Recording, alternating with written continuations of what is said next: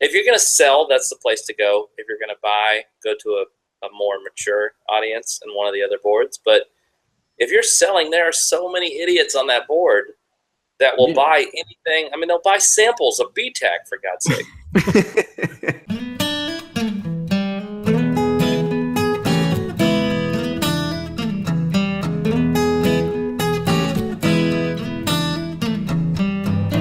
This episode of Bourbon Pursuit is made possible through listeners like you, supported through Patreon, and with partnerships brought to you by the following. Day Drinkin Jerky, always smoked, never dried. Day Drinkin Jerky is made with bourbon and other spirits mixed into the marinade and then slow smoked. Find flavors like bourbon black pepper and hazmat saz teriyaki on their online store, daydrinkinjerky.com. Use offer code PURSUIT to save 10% on your first order. The UPS Store franchise is your key to financial freedom, being your own boss, and having complete control of your time. Learn more about having your own top-ranked franchise that offers the stability of a world-renowned brand and business model by visiting theupsStoreFranchising.com/bourbon.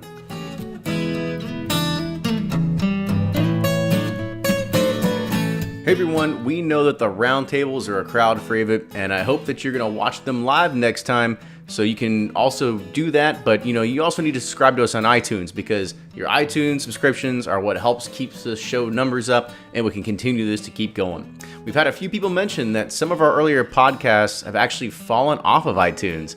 Well, we kind of did a little research and found out that iTunes only shows 99 episodes at a time, and we are well beyond that point at this point. So if you're just now joining us, you can listen to all the earlier episodes by going to bourbonpursuit.com. Remember, if you have a friend getting into bourbon, tell him or her about this podcast and continue sharing. I've been incredibly lucky, especially during this bourbon hunt, to see people around Louisville that have listened to the podcast and say that they had a friend turn them on to it. The iTunes reviews are awesome, so please, please, please keep those coming in. With that, enjoy this week's episode.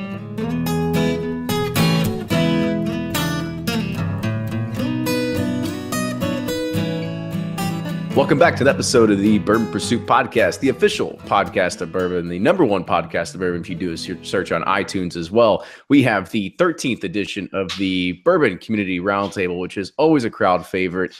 I think I've said it, well, this will be the 13th time now. We do this on YouTube Live, so if you want to be a part of this, go ahead, join it, click the link, and you can be a part of the discussion. We've got a chat rolling in. We've got a little bit over 45 viewers right now. So this is going to be a fun one. Ryan, how you doing?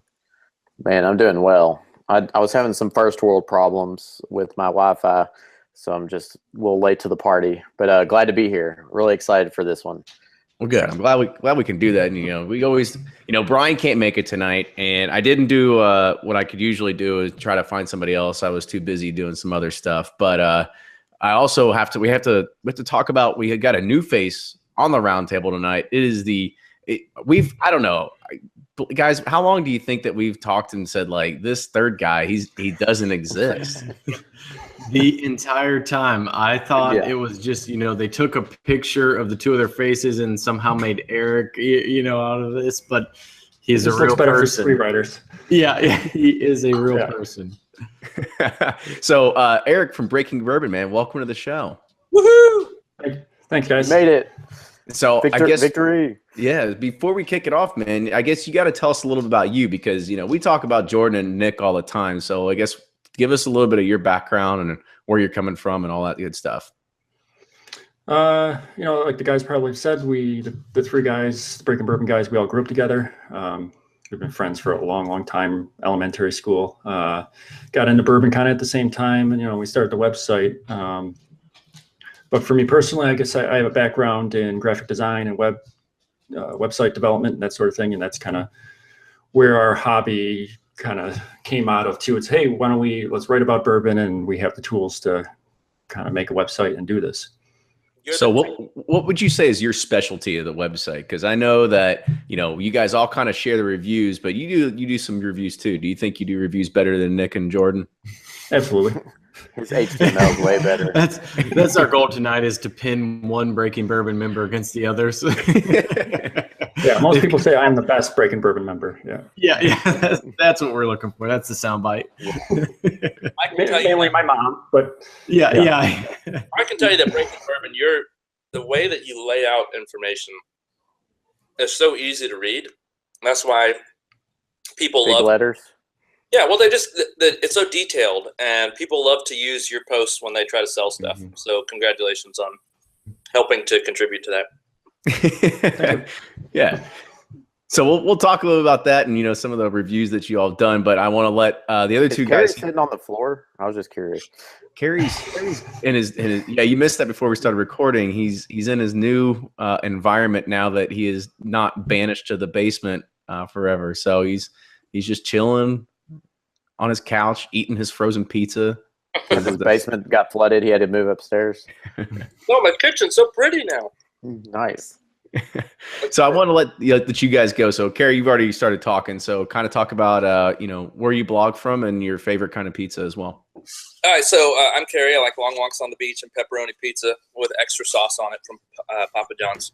I run suburbia.com, suburbia.com. You can follow me on Twitter at bourbon_gamer. And you can also find me, as usual, on what board, Blake? Bourbon R Facebook group. Bourbon R Facebook group. That's right. He is the official sponsored admin for the entire page. So if you have a problem with the post getting deleted, just go ahead and hit up Kerry. He'll let you know why it was taken down. He's the moderator. Yeah, Okay. he's the official moderator. I'm not admin. I just moderate, right? Yeah. Yeah. All right, my up. Yep, you're right, Blake. All right, I'm Blake from Bourboner.com. You can find me at bourboner.com/blog, the Bourboner Facebook group, Twitter, Instagram, slowly trying to put more stuff on YouTube, and that's pretty much it. Awesome. So there was some good news in bourbon and whiskey this week. Some of it was sleuthing from Kerry, which we'll talk about towards the end of the show. But there's one big name in whiskey that's out there. That's Jim Murray, and he came out with his picks for the top whiskeys of the year. And I don't know, maybe it was a surprise to me. I don't know about you guys because everybody's gotten a chance to try it and taste it. And Jim Murray picked E.H. Taylor's 4 Green, which was a limited release. It was probably a few months ago is when it came out as his choice for whiskey of the year. Immediately, it didn't take more than 4 hours that the prices on the secondary market went up about $100. So it went from about a $200 bottle to about a $300 bottle. And it was down to a $200 bottle because, in my opinion, and I think in some other people's opinions, it wasn't that good. So I kind of want to push it over to somebody else to kind of think about what are your thoughts on the H. Taylor 4 Grain, and is Jim Murray just losing credibility over here, as Z Hayden 35 said? I think before we talk about 4 Grain itself, I want to know, how do you pronounce a 2007 Whiskey of the Year in September? I mean, is it based on a calendar, like an academic calendar year? Are we talking about 2007 was 10 years ago. No, how do you pick the Whiskey of the Year in September? So he announced a winner in August, and he does a previous year. So in 2016, he actually awarded William LaRue Weller from 2014. Is that how it's supposed to work? Well, I'm looking at it, and it says Booker's Rye won 2017. Booker's Rye was 2016, right? Is it 2017 is actually 20? I don't know. So Max Christie's figuring this out for us. So he's calling 4 Grain as the winner of 2018. Okay. Booker's Rye was of 2017. Crown Royal Harvest was 2016. So now I think we've got that settled. Right. We can kind of move on a little bit from here, okay? So does the actual book doesn't come out until next year, I guess? I would think you're correct. So, okay. Which there's no 2018 winners. Oh, it is 2018. Yes, that is his 2018 winner is E.H. 4 Grain, right? Yeah. To me, it's become a way to sell books because which I mean, I guess that's what all this is, but it at the end of the day, you know, with the Crown Royal win and Booker's, I agreed with. I actually liked the 4-grain. I thought it was good, but was it whiskey of the year? I don't know. I don't think so. You know, of course, every year it's like, well, so-and-so's Diageo's paying them to do this. Well, Sazerac sure took home a lot of medals this year, so somebody's paying. I guess it was Sazerac. I think they won about every whiskey category there was for American whiskey. They got Adidas backing them, giving them cash. That's a conversation for later in the yeah. I think that was the other issue I had with it was all Sazerac, right? It was Sazerac and scotches. Like there are other people out there making bourbon. I just don't see how Al Young's doesn't get in there. I mean, that was my favorite so far. I thought the Al Young was in there, and even I never see Elijah Craig Barrel Proof get in there, and I thought that was awesome. A really good release. This year's was awesome. So who knows? I mean, there's a lot of politics at play. And at the end of the day, it's a guy who has been known for rating, Scotch and other single malts and that kind of stuff. So now that he's in bourbon, I feel like he's just trying to sell more books, and his face on the front of the book still creeps me out no matter what, no matter how many times I see it. If I walk past it on my dresser, like I have to hide it from my kids. So it looks like he's trying to be the Dos Equis man or something. Yeah. Just whiffing hard. I think he's one of those that markets to the person who doesn't know anything about bourbon and rye. Yeah. And he's like the person wants to buy a gift for someone that they know is into bourbon. They don't know what they're buying. They go into Amazon, or they go into, Barnes and Noble, and they say, "Oh, look, here's a book on world whiskeys. I know that Billy Bob drinks whiskeys," and that's kind of his market right there. Is the people who don't really know much, and the people who I remember hearing Bourbon Truth talk about him 3 or 4 years ago, just saying how ridiculous his selections were and how he was paid off by whiskey companies, and I haven't really put much credibility into him. I would take John Hansel over his opinions, any day. Well, I mean, don't get me wrong. There's a lot of money, as you'd mentioned earlier, that gets thrown around by these whiskey companies. I mean, if you look at, even the San Francisco World Spirits competition, like, is there anything that doesn't get a gold or a double gold? Like everything does, right? Like if you rate it an 80, like at least an 80, it deserves a gold, and then everybody markets the shit out of it. And a lot of these are really you pay to play, right? I mean, it's all it's sponsored by those kinds of companies, and so therefore they have a vested interest in it at the same exact time. Eric, I kind of want to get your thoughts too. I know we're kind of speaking over you here. That's right. I liked 4-grain. I didn't think it was great, but I enjoyed it, and it had a different taste to it. It was kind of interesting, and I think maybe Jim Murray he tastes so many different things that something like that's just a little different kind of sticks out to him, and maybe he remembers it more or goes on a short list, and then as he goes down, he goes, which one did I really remember the most going through these? What made the impact on me? And maybe that's how he picked it. I don't know. Maybe he gets sick of picking antique collection every year. That's not going to sell books. Alex Catalan kind of made a pretty good comment, and he said if you award the big boys, then those books are going to end up in their gift shop and probably promotional materials and packages going forward. So, I mean, I guess it does make sense that they would do that too. That's a great point.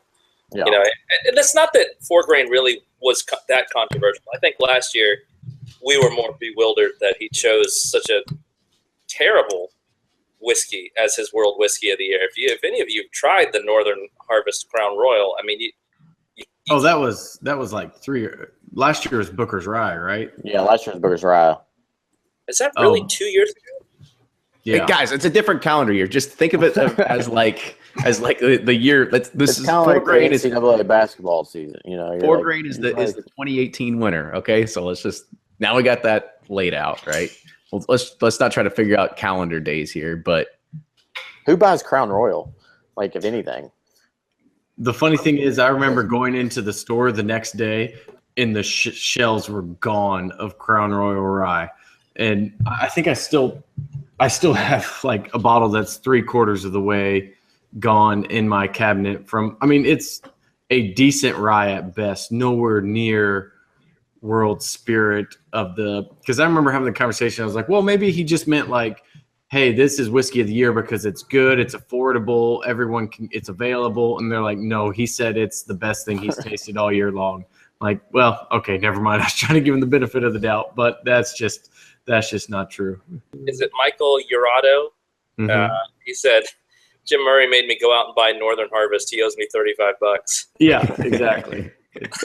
I'm right there with you, Michael. That's funny. Yeah, so I've had a chance to taste 4 grain. I think I'll echo some of Eric's comments. Like, yeah, it was all right. I didn't think it was anything too special. I still want a bottle for myself because just collecting and wanting something that's out and that's new. Yeah, I want it.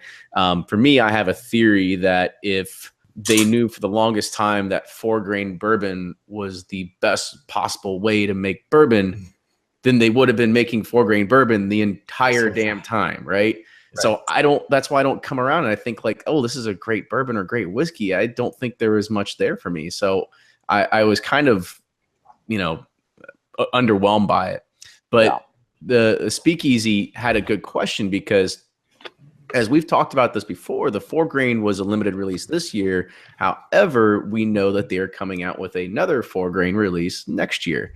So how is this going to affect the chase in the market? Yeah. Eric's making basically like an upwards mobile graph here, just like putting his hands in the air. So yeah. Did somebody make that point? That's a really good point. They have another batch of it coming out next year. Is it different 4 grains or the same? Just 1 year older. Just 1 year older. Gotcha. They just had a large. Was it like 11 years or something? Yeah, the first 12. It'll be 12 next year. Okay. Yeah. I mean, yeah. I don't even want to see the prices and the marketing that's going to go around it. Of world's best whiskey named by. Well, I guess they probably just don't even name it. They say world's best whiskey and it's now available. Every store who gets a bottle is going to immediately put that on the shelf, which, perfect for marketing. But if you're just wanting to buy a bottle, there go your chances. Because wasn't that the one that had like a super high bottle count the first time? Yeah. Mm-hmm. But, we live in a day and age in bourbon where it doesn't matter. I mean, if it's limited edition, it's already going to have a higher price. Oh, yeah. If it even hits a shelf. So I think that's irrelevant whether or not Jim Murray praises it. I mean, we're going to still fight for it. And most of us are still going to pay more than we should for it. Yeah, that's typical. But it's one of those things that people are going to go for it no matter what. I honestly, I was a little relieved when it started dropping down in price in the secondary market, and you could get it for $200, and $100 over retail. Like for a limited release, you're like, okay, well that's actually not too bad. Then this shit happens, and now it's gonna make it a little bit harder to come across and stuff like that. So let's go ahead and let's kind of move on to the next subject here. And I haven't had a chance to try it. I know because I don't get samples ever sent to me, but I know a few guys here have had the chance to try the new Woodford Reserves Master Collection. So whoever has some information can talk to us about it. Go ahead and kind of give some info. What is it? Exactly. That's what I'm asking Blake or Eric or Kerry over here. I don't get Woodford toasted rye or something. Is it? I think I talked too bad about Brown-Forman for a while because I don't get anything from them. No Old Forester, no Woodford. That's why we don't get it because of Ryan. Well, we can't help it that Woodford sucks. No, just kidding. All right, so Kerry's got the bottle in front of him. So Kerry, kind of spill some information about what this is. Talk about it. Don't show it. This is an audio podcast. Masters Collection Cherry Wood Smoked Barley. So they took some Woodford, and they took cherry wood, and they smoked it, and they ate barley, and they spit back in the barrels, and then they dumped a bunch of Woodford in it, and then they rolled them down the pastures. Down that little rail, I don't think that was in the press release. Oh, no. I got some info. And then they bottled it and sent it out to the world. So I think it's terrible. But Breaking Bourbon disagrees with me. So we've got a little fight going on. So nice. I'm ready to hear y'all Yeah. Duke it out. Come on, Eric. Let's go ahead. Talk about it. Yeah, so I'm the one that reviewed it, so this works out good. So it's actually has 30% malt in it, and that makes it definitely different than their usual. So I thought I enjoyed it quite a bit. I gave it a 3.5 out of 5. I thought the nose was really bright. I had a kind of almost like a cherry Kool-Aid smell.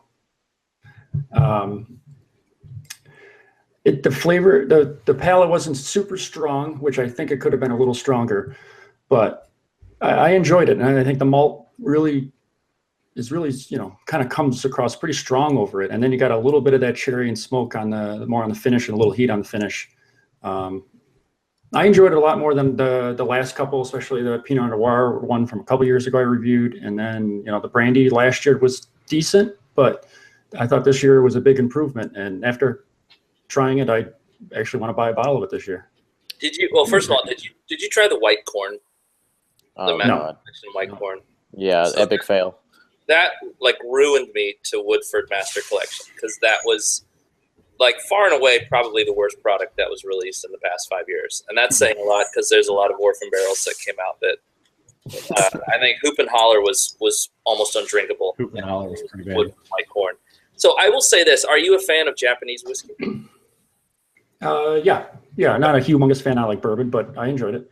I think it reminds me of a Japanese whiskey. I think that the malted barley does definitely come through, and I think that's maybe why I don't like it. I'm not a big Scotch. It definitely tastes different. Is it close to like a Parker's malt or anything like that? Yeah, and that's actually what I'm drinking here tonight is Parker's malt. Okay. It is. I think there's definitely like a smokier malt to it. How smoky is it? Is it, it's not overly more smoky. That peated smoke, but okay. Just a little bit. Because I feel like the last few smoky whiskeys I've had have just been like a campfire. And no, I wouldn't describe it as a campfire at all. Yeah, tastes like twigs. Okay. This reminds me a little bit of the American Prairie West. So I would say a little bit. What's the age on it? I don't know if they told us. No age statement. Yeah, there's no age. Their bourbon's usually 6 to 8, right? It's somewhere around there. I think Woodford does something that's a little bit interesting, and I'll be the one to give them little accolades here, right? I think that us as a lot of bourbon drinkers in the market are starting to get a little spoiled, and we are starting to expect a certain level of what bourbon should taste like, or a certain level of they should, have this bourbon characteristic. Maybe they're just slightly different nuances between different distilleries. However, what they're doing is they're going completely off the rails here, right? Is they're trying to make something that's completely is going to make you go oh, this is not like a bourbon at all. This is a completely different, taste palette, completely different everything, right? I mean, Eric, you're drinking that Parker's malt that was the PhD release from 2 years ago. And I didn't think it was very good. However, I still like a bottle just to be able to say let's change it up every once in a while. And I think that's some of the problems that some of the more experienced bourbon drinkers are kind of not realizing, is that you need to just be able to have just go and experience different flavors that are out there. They all shouldn't just taste like generic bourbon anymore. If they're going to try to push the envelope and try to do new things, you have to understand that there's going to be mostly fails, but there's going to be some wins. But a lot of these are just going to have something that you're going to have to understand that it's not going to just taste like a normal or regular bourbon. It's got to be outside of that to make you want to, try something different, I guess you could say. I don't think they call this a bourbon though. I think they actually, because of the way that they smoked the malt, they actually just call it cherry wood smoked barley. This is not technically a bourbon. Which that is, to Kerry's point, that is interesting. Buffalo Trace is over here using lasers and all kinds of other things to get their experimental collections. This seems a little more within the whiskey realm of, hey, we smoked cherry we smoked with cherry wood, the malt, and so while you may not get the flavors you recognize, it's still an interesting take to see what happens. Is it still in the same Master's Collection price of like $100 or so? Yeah, it'll be Yep, $99. it's $100.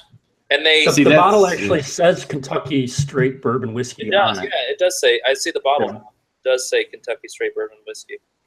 Which So- I guess as long as it's 35% still enough for 51 of the corn. I guess it wasn't the barrel that I thought. It was the malt itself. Was I guess they use a kilning process and they use cherry wood, smoked cherry wood, to malt the barley. That's interesting. At least it's something different, right? So I would totally agree. I mean, they are actually trying. They are putting out a product that actually is aging as opposed to lasers and TerraPure and stuff like that. And honestly, Brown Forman has been killing it, I think, lately with a couple of really good products. So I'm actually drinking I'm not a big fan of it. I do salute the fact that they are trying different recipes for stuff. I would agree with that. Oh man, I think we had a few Brown Forman converts tonight. Yeah. Well, and I will compliment Brown Forman. I'm drinking a double oaked rye that's from Woodford. It's actually pretty good. I like it. Which the regular Woodford rye is actually really good. And we all know 1920, of course, from Old Forester. So, you know, for being my least favorite distillery, they've put out some releases that I would definitely drink on multiple occasions. So, I love Statesman. I love this year's birthday bourbon. I haven't had this Statesman yet. That's two really good releases. I just can't pull the trigger. It's I gotta go see the movie first, and then I can feel like I'm allowed to buy it. And with typical fashion, we've got a lot of comments rolling in. Kyle Anderson, Z Hayden, everybody just is talking about Old Forester 1920 as their favorites and stuff. So we typically give a shout out for that. It seems like every show, along with Henry McKenna. So Yeah, it's a must, because if you don't, then somebody is guaranteed to comment, "You guys only talk about bourbons I can't find." So then we say, no, go listen to minute 21:36. And Statesman is a $55 bourbon, and even though it's less proof than the 1920, the barrels came from a hotter source in the warehouse, and I think it comes through in the taste. Somebody asked, I don't know if any of you guys have had a chance to try Corsairs Triple Smoke. I haven't. Somebody's asking if you have. Yeah, I've had it. It's actually, I think I still have it in the cabinet somewhere. It tasted more like a mezcal to me, or like just very intense, like more burnt, like a hickory smoke, or like I don't even remember the woods they use, but you gotta be in the right mood to enjoy that one. Corsair's one who just throws all kinds of crazy experiments as well, but that was one I did not enjoy. Right. Somebody was asking about that. If it was smoky, like how would it compare to it? But it sounds it's going to be on two separate planes right there. It would be. You'd probably have to take the Woodford, pour it through a couple ashtrays, and then it'd be similar to the Triple Smoke. Well, I guess we're not having Corsair on the show anytime soon now either. No, I like what Corsair does, but that's kind of their thing. Is they're going to throw some crazy things out there.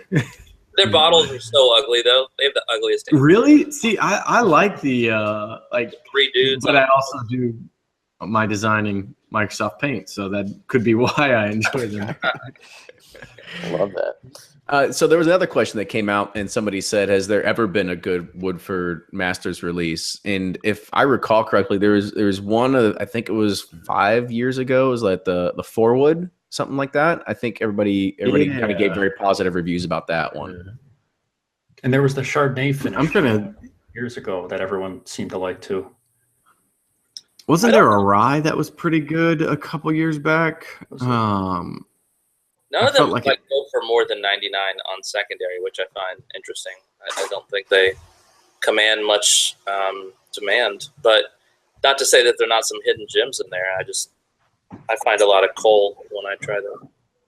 See, we got They're usually brandy easily available. I always see them on the shelf all throughout the year. Yeah, I think it was the Forwood selection in 2013 and 2012 that was pretty good. Yeah, that's what I remember. That had some positive reviews out there. I think that's the only one that even if you can find it, will still fetch. We'll still have to pay a little bit more than retail. But so let's go ahead and we'll move on, since we gave Brown Foreman their little 10 minutes here on here. Their paid sponsorship. I hope everybody got their check in the mail this week. We got a contract in the works. I am okay with that. If Brown Foreman, you'd like to sponsor the show, we will say all good things all the time. They actually will if we want them to. They'll bring on some. Maybe we'll get Chris Morris on here. We will take on. Here's what's funny is they. We'll get Jackie. We'll get Jackie. Yeah, let's get Jackie. She cute. In 2005 and 2006, they did a 4 grain. In 2009, 2010, they did a seasoned oak. Is Buffalo Trace just copying? They did a sweet mash. Doesn't Buffalo Trace have a sweet mash coming out? I have no idea. If you're not using 8 grains, you need to get out of here. It's like 4 grains so yesterday. We need 8 grains. E.H. Taylor white corn's coming very soon. Just wait for it. Can't wait. This episode of Bourbon Pursuit is made possible through listeners like you, supported through Patreon, and with partnerships brought to you by the following. Drinkin Jerky came to life when a passion for making smoked jerky and a love for fine bourbon united. It was an obvious marriage, and the proof was in the results. Word about their amazing small batch jerky got around from friend to friend, catching on like a prairie wildfire. Drinkin Jerky is made with bourbon and other spirits mixed into the marinade and then slow smoked with hickory wood, infusing the meat with natural seasoning and smokiness to add a punch of flavor that is beyond comparison or replication. With options like beef jerky, beef sticks, and turkey sticks, with an impressive lineup of flavors such as bourbon black pepper, rime lum sriracha, and hazmat saz teriyaki, Drinkin Jerky will keep your taste buds happy for days. They even have a monthly subscription service. You can find them on Facebook and shop their online store at daydrinkinjerky.com. Use offer code PURSUIT to save 10% on your first order. If you've listened to the show before, you know that Ryan has his own business and sees perks like financial freedom, being his own boss, and having more control of his time. And you want to do that too, but maybe you're just not sure where to start. All this can be yours when you open a UPS Store franchise. The UPS Store has over 35 years of franchising experience and was just ranked the number 4 top franchise to own by Entrepreneur Magazine's 2017 Franchise 500 list. The UPS Store offers stability, the support and reputation of a world-renowned brand, and a proven business model with all the training and marketing support you need to make your entrepreneurial dream come true. Stores are available in large and small markets across the country, and their franchising experts will help you find a location that's just right for you. Plus, there's financing for those who qualify and special programs for military veterans. The time to promote yourself to business owner is now. Visit the upsstorefranchising.com/bourbon to get started today. That's the upsstorefranchising.com/bourbon. Flaviar, an online club for spirits enthusiasts founded with the purpose of helping people discover new spirits. They've compiled an amazing collection of over 15,000 bottles. Members of their club get to enjoy 5 main benefits.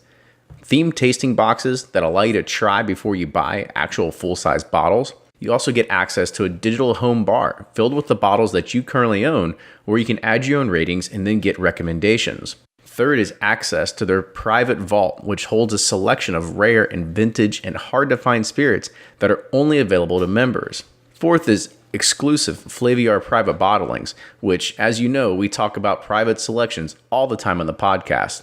And lastly is access to live events where they bring together distillers, members, and other spirits enthusiasts to different places across the country. They usually have a waiting list, but they arranged a back door just for us. Go to flaviar.com/exclusive. That's FLAVIAR.com/exclusive and use the coupon code PURSUIT during checkout. E.H. Taylor white corn's coming very soon. Just wait for it. Can't wait. So let's go ahead. Let's kind of roll on to the next topic here, right? So we are in the height of the release season. We've had antique collections start rolling out in a few different states. I know I've been on the chase I know the secondary market, it's kind of going up, it's going down, it's kind of finding a little bit of a plateau. But there was it kind of happened this past week, and we're going to call them out, and we're going to kind of beat the hammer home a little bit. So there was another blogger from Professor Cocktail. His name's David J. Montgomery. I kind of went out and titled it, put in the show notes that he's a moron for doing this, because all the bloggers on this panel, except for yours truly, they actually get antique samples sent. Well, maybe now he'll lose his. Now that there's an open spot, let's see if we can go ahead and take it. Well, they all get 375 milliliter samples of antique collection that are there for reviews and, trying to just get the word out and stuff like that. I don't really know if they need to send antique samples anymore, because everybody's going to say like they want it anyway. So like, what's the point? Yeah, I'm surprised they still do it, because they can only hurt them. 375. Don't make it sound too spoiled. They're a quarter of the size of this. Okay, so that's great. Okay, so back to topic here. What he tried doing is actually selling his samples on the secondary market, and oddly enough, people were sitting there. I mean, I think it was up to like 200 something bucks at some point, right? But he tried, because look at it this way. People used to do this all the time with like scalping tickets on eBay. They'd say like, oh, 2 tickets to the Ohio State Michigan game, but you're actually bidding on this Bic pen that's right here instead of the tickets, right? And so he tried doing that, saying this 375 milliliter of Blanton's, plus you get free BTAC samples, right? Mm-hmm. So that's not what he said. Oh yeah, he did. I read it as you're getting both of these.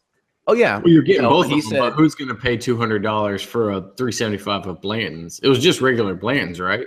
Yeah, it was just the regular Blanton's. But the BTAC samples were the extra kicker that you get for free, along with the Blanton's, right? So that's his kind of, I guess you could say, trying to go underneath the radar of saying like, oh, I'm not actually selling these, right? Which it's bullshit. It's brilliant. He's an asshole for doing it, because there's a lot of people that try to, they're respectable people in this world, and he kind of put a disgrace on it. So we'll kind of see what happens. Like, I think Buffalo Trace might, change their sample distribution process a little bit. So I don't know if you guys have any thoughts on the matter as well. I mean, I don't see if he did anything wrong. It was a gift given to him. He's allowed to. I'm just kidding. I was going to try to play devil's advocate, but yeah, it's just that's a pretty shady thing to do. You know what those samples are given to you for. It's to do a review. Look, if you don't use all the samples, like I've given mine away and sent them to other people, but to try to sell something that just seems really shady. And shout out to Maxwell and Superfly Bourbon. Apparently, the guy has been contacted by Sazerac, and like they're threatening action, which I don't know that they could really do anything. I mean, I don't think that's a real illegal act if it didn't actually go through. But yeah, they got the inside information, Eric, as well. So it'll be interesting to see what changes from that. I mean, I'm sure he'll never get a sample from them again, but at the end of the day, you got to just be thinking a little bit better than to think that that's just going to go over well and nobody's going to have a problem with that. I mean, who's going to sell samples anyway? Now, I do have this, though, if you guys want. I mean, if like you don't want to send me $25 for shipping, I'll send that for free. Start the bidding. The funny thing was there was like nothing out of his samples. I mean, it's a pretty small sample to start with. So then I'm like looking at his reviews. Well, what did he even review it on? He must have taken one sip and then thrown them up on the secondary really fast. And I swear, if he screws this sample thing up for all of us, I am going to be. He's not. There's always idiots, and he's a moron. He posted samples like a dumbass. His name is ingrained in Buffalo Trace, but you know that the other distilleries aren't going to care. They'll still send them. He'll say, I'm a blogger. They'll send him samples, but he won't get samples from Buffalo Trace, and that's it. It's not going to go any further than that. People are greedy in this hobby. We know that. I don't think we've ever seen a level of greed like that before. Like that's pretty intense. But I'm still surprised they responded to it. I don't know. I'm surprised they even I feel like they had to. They I just feel like they had to, but I'm surprised they even care. I don't know. I honestly, I don't know if they do, but they just put out the press release about spending $500,000 to crack down on the bourbon secondary market and sell illegal pappy counterfeits and all this stuff. And then that happens. And, if they say, well, who cares? Everyone's going to, just blast them. So they did the right thing from a PR perspective in my mind. I think it just go ahead.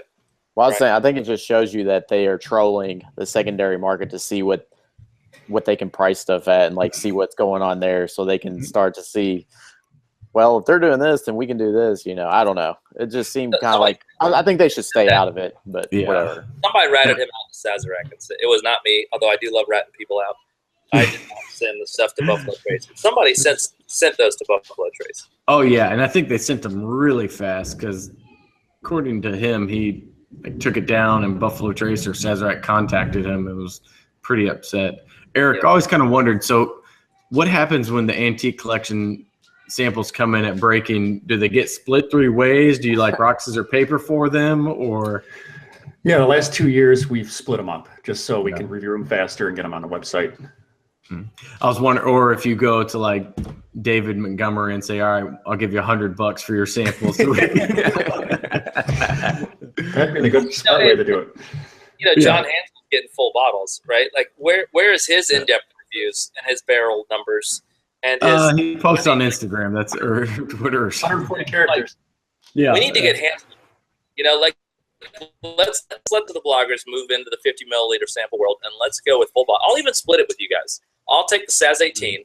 You guys can take a Stag if you want. Maybe I'll have the Handy, and we just do it that way. It's gonna make it better for our reviews going forward. I'm gonna push Buffalo Trace for that.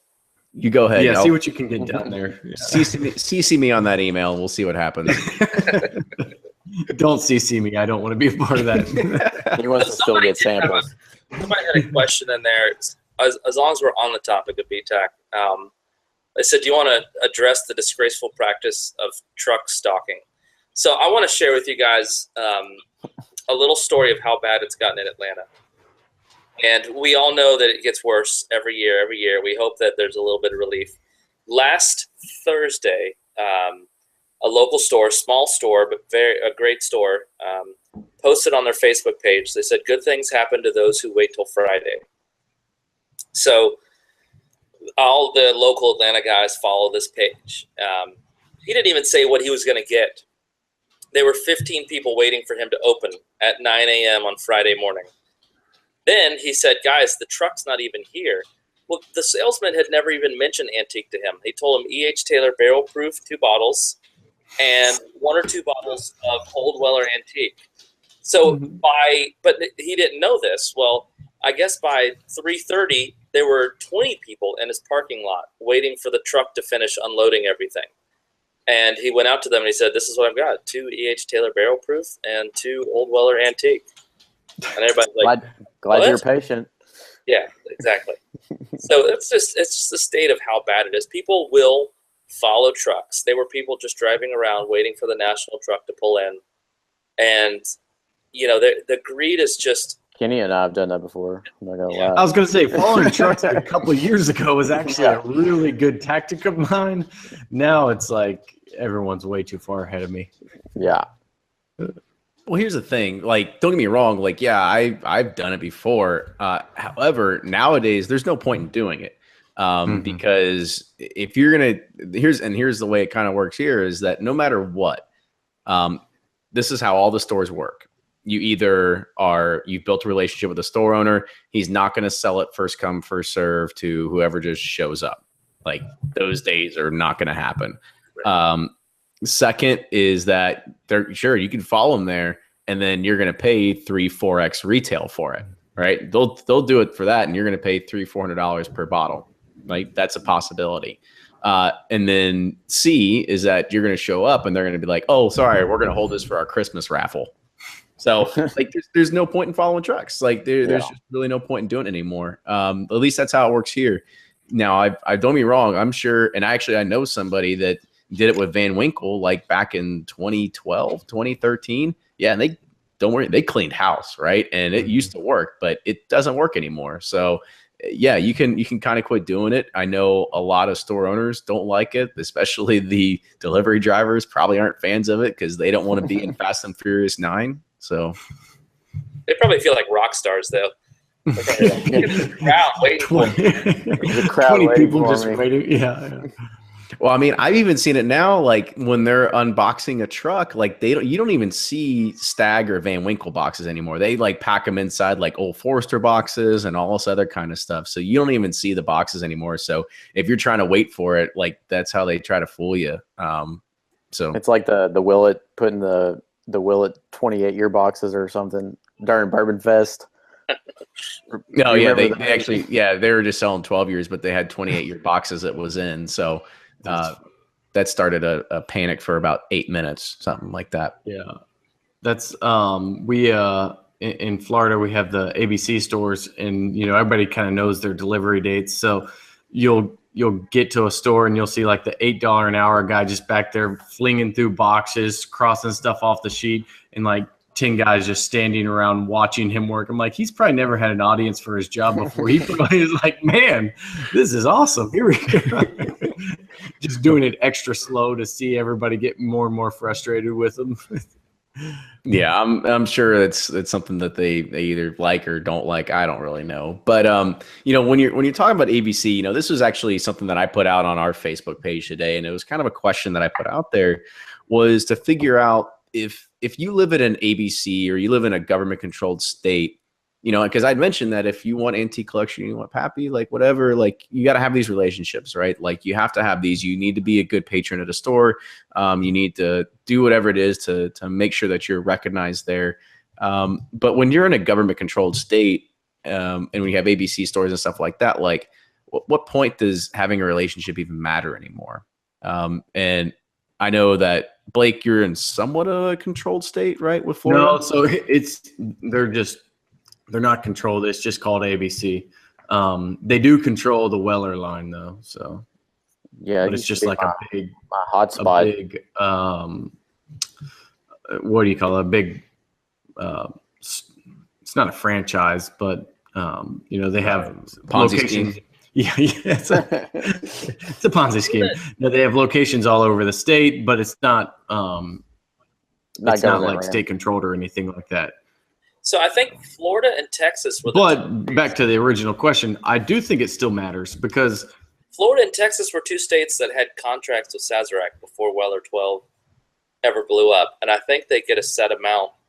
If I heard this correctly, they something happened and Texas said, like the Texas ABC board and the Florida ABC board said, we want X amount of Weller per year before Bourbon blew up, and so those two states still get a large share of it, but the ABC controls, I guess, where it goes within the state. But they do get, like Florida and Texas are supposed to get really large Weller 12 allocations. Yeah, and that's true. I mean, it was on shelves here for the longest time, even after it was still gone in most other places. And even at that, I still kind of took it for granted. But now we're kind of on everyone else's track. We still get a fair amount, but yeah, I think Chuck even mentioned that in his last Bourbon Pursuit interview about how Texas loved the wheated bourbon and the Weller line way before it was, what it is today. So I guess Florida had about the same thing going on. Florida was my go-to. I'd go every October to Santa Rosa, go to ABC, and I get I'd be like, Johnny Weller 12. We're like, yep, we got cases of it just sitting around. And I'm like, take as much as you want. Yep. And now I call and they're like, oh, we're doing a lottery. Yeah. And I'm like, what? They still get the same. Hold on a year, second. but it's just, as you know, with bourbon, it's harder to get. Yep. Eric, I'm like, you got anything good? And they're like, yeah, we got this Great Angels Envy, back here. Eric, you ever had that? What is your go-to wheated? To me? Yeah, usually Weller 12, I guess. I still have a few old bottles. Pretty typical. Yeah. So anyway, to kind of get back to the topic at hand again, man, we are off the rails like everywhere we go tonight. So it was there was a few different comments in here. So JC said, my buddy won the Pappy at a raffle and turned it down since he thought he entered the raffle to win the bottle outright until he figured out he actually had to pay for it. And then where was this at? Chris J says it's all lottery and VA, and this is kind of going back to if you go to Bourbon Pursuit Facebook page, this is kind of where the conversation went. Is when you look at some of these control states where everything is centralized through a lottery. You're talking VA, you're talking Pennsylvania, you're also talking Ohio now. This is an inherent problem that people have said, like, shit, who cares? Like, I don't need to build a relationship anymore because anything that's rare or interesting, like, they can't help me get it. They can only get what they can get. So really the only benefit of actually having a relationship is if you want like a random Elmer T. Lee or an old Weller antique, like that's or it. if you need a new friend, you just need friends. Or just a buddy, So I thought that was interesting to say the least. But all right, so let's go ahead and we'll move to the next topic here. So Kerry did some sleuthing, and this was kind of a rumor that spread on Facebook this week, and then Kerry sends a few emails, and then we come to find out in 2018 you can expect no Eagle Rare picks to go to any retail stores. So Kerry, kind of talk about the story behind that. So there are two things going on. Number one, they tried some samples of their Eagle Rare barrels. There is inventory, but they had a large rush on barrels, and they actually found that they're not tasting as good as they should be for 10-year-old. And so that, along with the fact that the demand was so high and they couldn't keep up with the demand, they decided that for 2018, they're going to shut the barrel program down completely for Eagle Rare. So that means no stores, no private clubs, no bars, nobody's getting any Eagle Rare in 2018. Now, the good news is what I've heard from them is that there's plenty of inventory, and in 2019, the program opens back up. It'll get back to normal, so all of the flippers will not profit off of this. What it will do is just basically reset the stock a little bit. And so I think, honestly, it's good. It's a good move.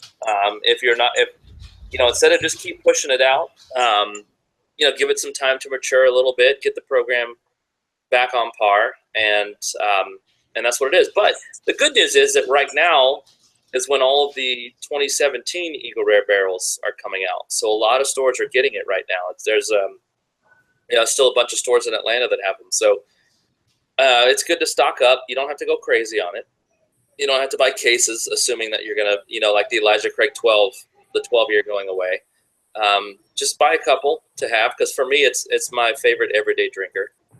But there will be none next year. And I can tell you probably around this time next year, people will probably be paying maybe, double for one, but it's not going to be anything crazy.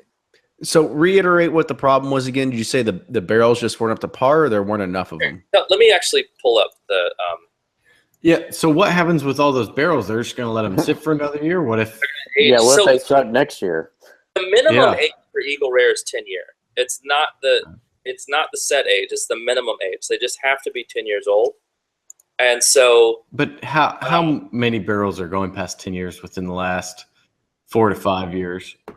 They actually had a miscalculation in the barrel model, and they did not have as many barrels coming of age in 2018, and the barrels they tasted didn't meet their profile standards, so they won't bottle any that aren't the best. So they would have had to drop the age statement in order to support the private program in 2018.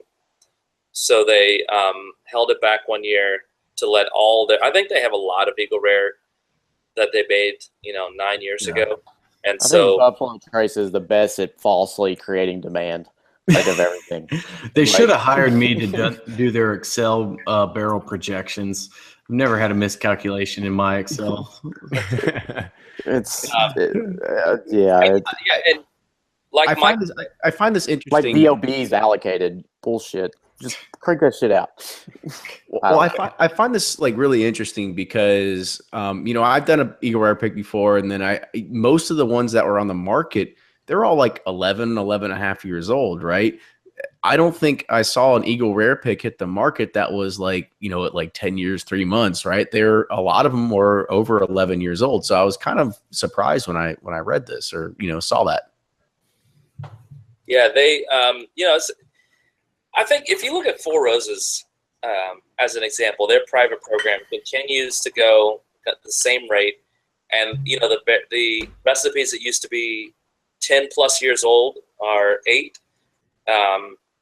They're getting younger, 8 years, 3 months for some recipes. You're getting a lot of Q yeast that I don't know why anybody would buy a Q yeast barrel, but they have to sell them anyway, so they buy them. But it's like the barrel programs are always going to exceed the supply, I think, until they start to limit them. And then when they do, hopefully the idea is that the supply, is greater than the demand. So the idea is that there's just not enough regular store picks. However, that's not going to stop the normal distribution of Eagle Rare being blended and sold. Then, correct? Correct. Yeah, there will be Eagle Rare. It just will be not private program. Right. I mean, I'm kind of okay with that. I think when you give that explanation, I think I think there is a little bit more clarity there. I appreciate that you can say thanks for the transparency. I think hopefully this may open up something else. Maybe they'll say like, oh, maybe I will do more Blanton's single barrels or something like that, right? Like I'd like to see them open up something else as another avenue, right? I mean, how cool would it be? Yeah, I was gonna say, how cool would it be to have Elmer T. Lee single barrels again, right? Yeah, I misspoke. I thought you were saying Eagle Rare was being not put out but it's only the private barrel picks. Okay. Correct. It's only the private program. I'm sorry, Buffalo Trace. I did not mean that. Yeah, Ryan, you're gonna get us in trouble with like everybody, man. You know that, right? I've already done it. So, before we start wrapping this up, there is one thing that kind of going back to the antique collection, and I had a friend send me a message earlier, and we kind of got it talking, and he has this theory, and I thought it was like, oh, it's a pretty good theory. So, as everybody kind of knows, that there were an insane amount of more stag bottles this year, right? Yes. What was it? 38,000. So 38,000 bottles. Now, if you understand or recognize, these were also 15-year George T. Stags too. This is also the 15th anniversary or the 15th, whatever. It's the anniversary of when the 2002 Stag was first released and they won Whiskey of the Year. So his theory was that they were onto something and that we could hopefully expect to see this many Stag bottles in perpetuity.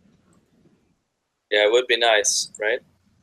So I actually asked Chris Comstock that question. I think I'd seen that somebody put that in a group or on Twitter or somewhere. So I asked him that question, and he kind of danced around it a little bit and said, well, any Buffalo Trace barrel that we tasted 8 years that's exceptional has the chance to go on to be Stag.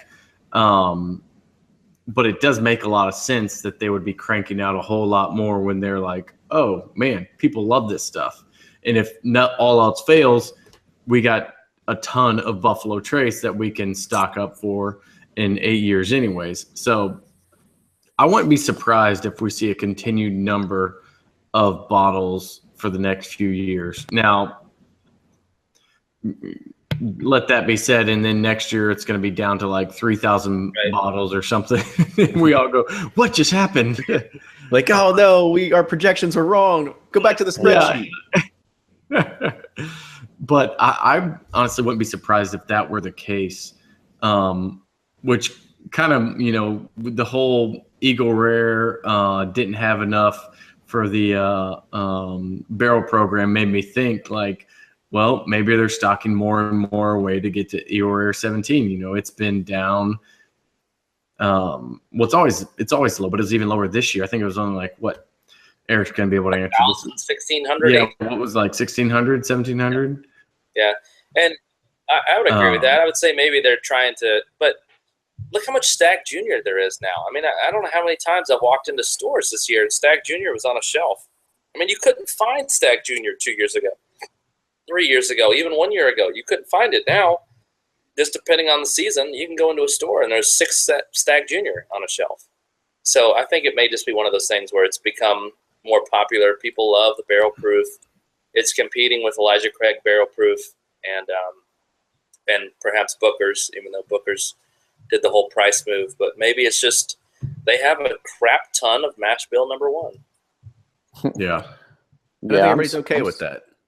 Yeah. Yeah, I mean, for sure.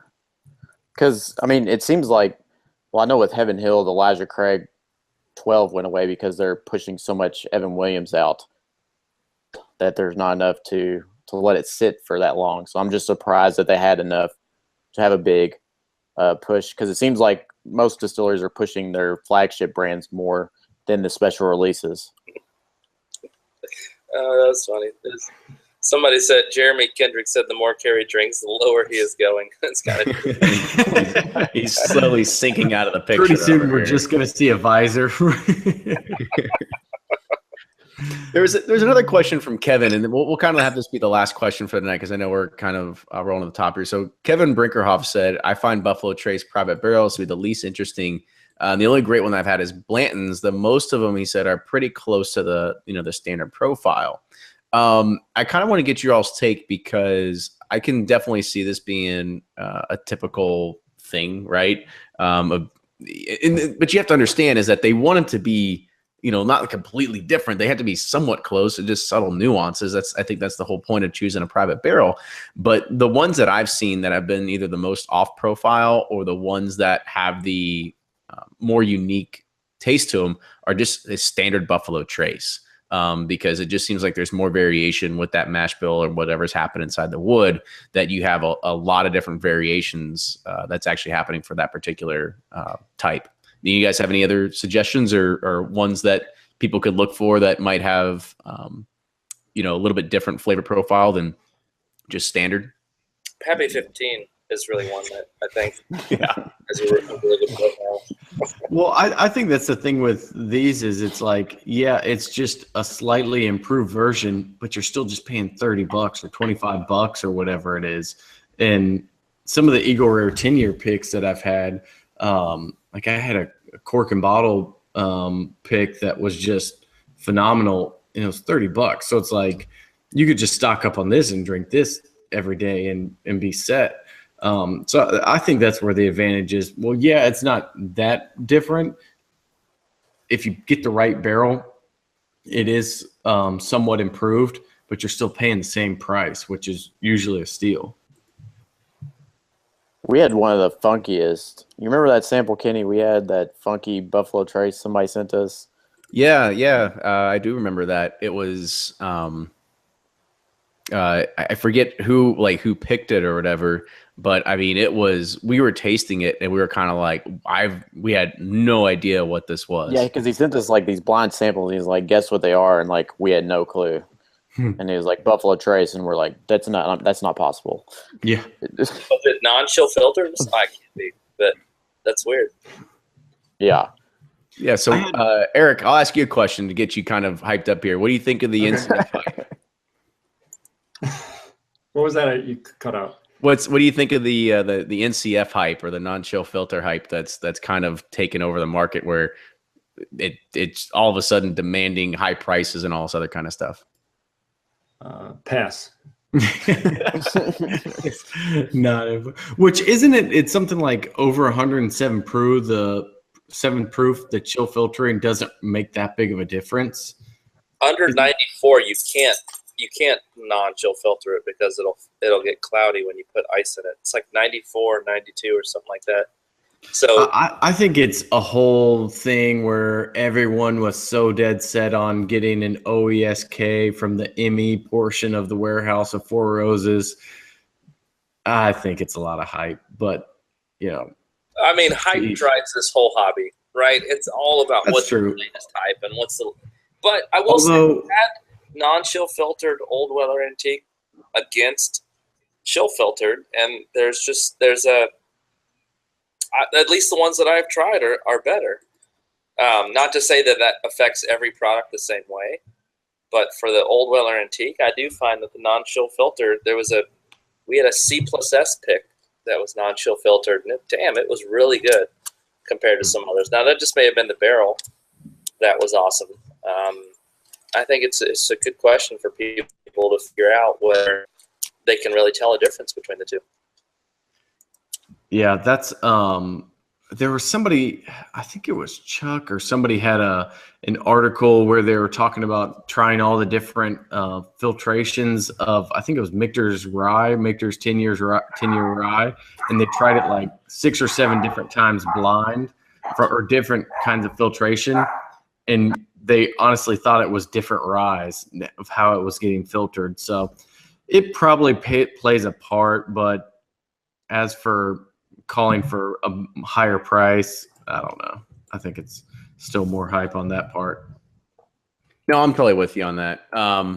So I guess I think that'll wrap it up for this episode. I kind of agree that the NCF thing, the train can kind of slow down a little bit. Might as well just let everything be NCF at this point if it just makes everybody fucking happy, right? Like just let it go, right? So, but this was actually one question that Brian wanted to put out here, and Ryan, we'll let you order or answer because you seem to be the one that likes to cause the most trouble. What are U of L fans supposed to do now with their Rick Pitino and Jurek bottles now that Pitino has officially been fired from the University of Louisville?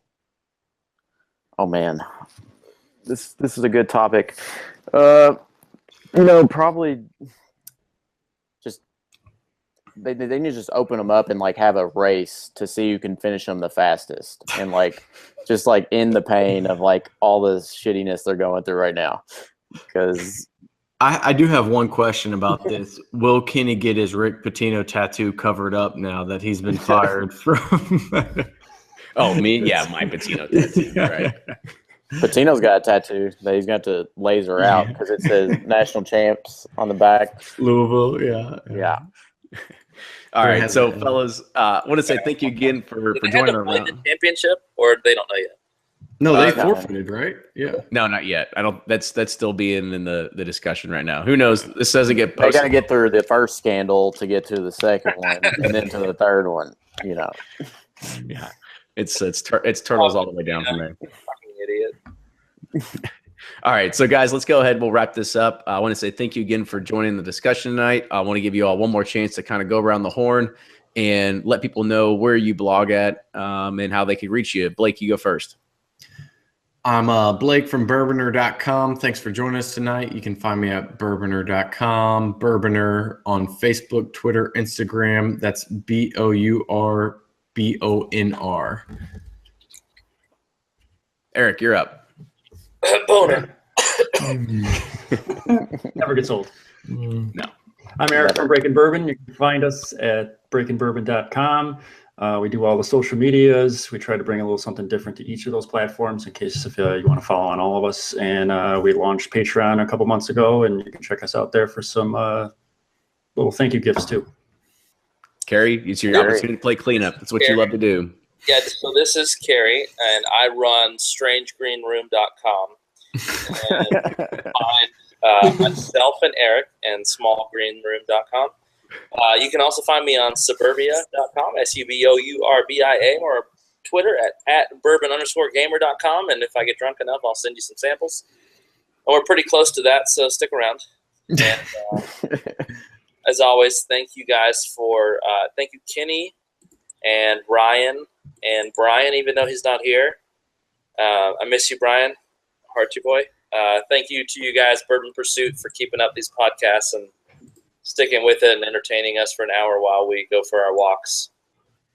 You got it. No problem. Anytime. Very happy to do it, especially when you got a good banter like this. It's really cool that we are in like the height of the season. There's a lot of actually whiskey news that's coming out, so we could almost do this like every other week at this rate because it's just all the shit that's kind of happening. So yeah, I know Kerry would love that. Yeah, man. Every other week, let's do it. Then he's gonna start asking for our advertiser money if he's. I think we should just go new topic. Next week is just no topic, or next time we do it, there's no roster, no agenda. No agenda. We just go for it. just freestyle the entire thing. Yes. But everybody has to come in at least 4 drinks deep, and we're just going to go everywhere. That includes Eric. Eric, you're coming back and you're going to drink it before you go. All right. Yeah, you have to finish the entire thing at Parker's before you join next time. Yeah.